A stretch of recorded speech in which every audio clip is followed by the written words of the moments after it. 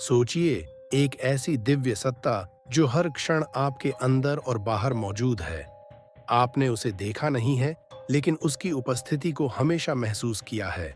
वह एक ऐसा देव है जो जब चाहे सृष्टि में अवतरित होकर उसे बचा सकता है और जब चाहे सृष्टि को फिर से शून्य में मिला सकता है।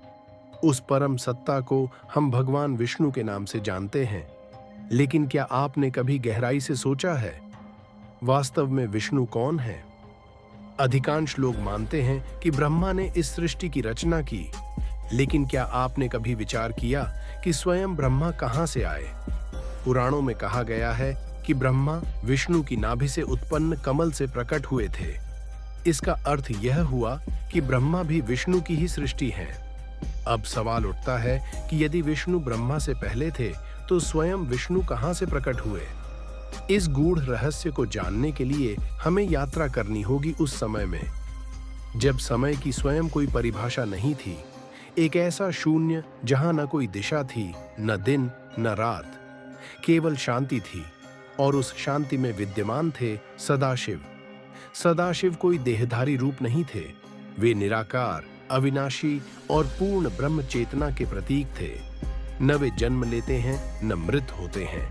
वे न बने हैं, न मिट सकते हैं। वे सदा से हैं और सदा रहेंगे। उसी निराकार अवस्था में उन्होंने एक इच्छा की, इस चेतना को एक रूप दिया जाए जो सृष्टि की रचना, पालन और संचालन कर सके। और इसी संकल्प से प्रकट हुए श्री नारायण।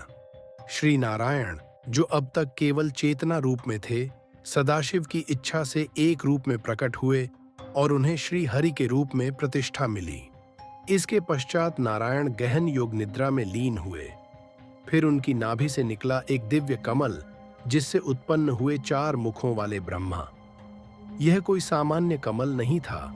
यह था हिरण्यगर्भ, सृष्टि का बीज और चेतना का केंद्र।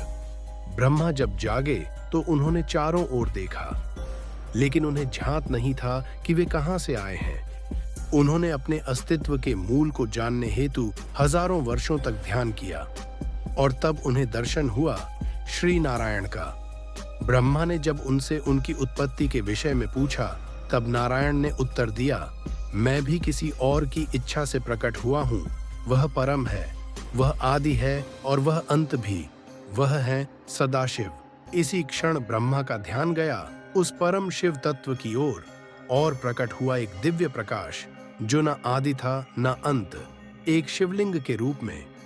यह वही क्षण था जब त्रिमूर्ति की स्थापना हुई, ब्रह्मा रचयिता, विष्णु पालक और रुद्र संहारक, और इन तीनों का मूल स्रोत सदाशिव।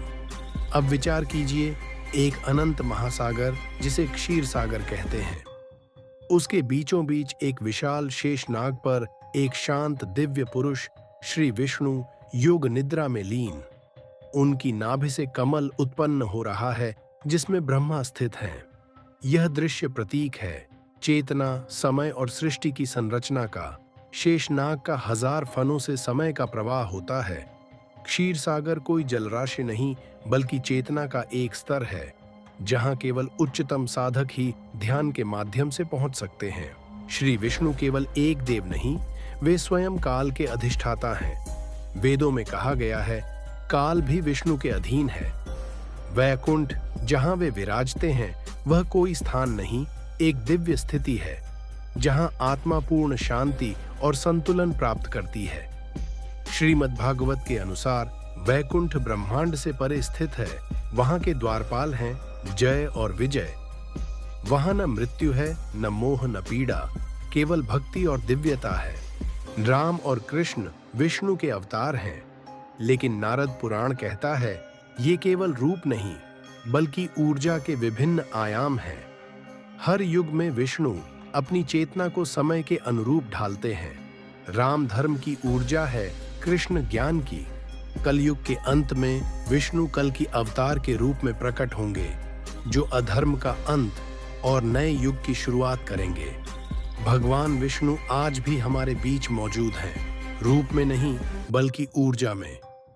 जब कोई साधक ध्यान में बैठता है, जब कोई माँ अपने बच्चे को सुलाती है, जब कोई संत दूसरों के लिए प्रार्थना करता है, वहां विष्णु होते हैं। विष्णु के अंशावतार आज भी जन्म लेते हैं, कभी संत, कभी गुरु, कभी महात्मा के रूप में। कलयुग के अंत में जब अधर्म बहुत बढ़ जाएगा, तब विष्णु कल की रूप में आएंगे, एक सफेद घोड़े पर सवार होकर। उनका उद्देश्य होगा अधर्म का अंत और सतयुग की वापसी। भगवान विष्णु केवल एक देवता नहीं है, वे एक ऊर्जा है जो समय से परे है, जो हर युग में धर्म की रक्षा के लिए प्रकट होते हैं। अगर आपको ये कथा अच्छी लगी हो तो चैनल को सब्सक्राइब करें, वीडियो को लाइक करें और कमेंट में लिखें जय श्री हरि या ओम नमः शिवाय, और अपने दोस्तों व परिवार के साथ इस दिव्य ज्ञान को साझा कीजिए, क्योंकि हो सकता है किसी एक व्यक्ति की चेतना इस एक वीडियो से जाग जाए।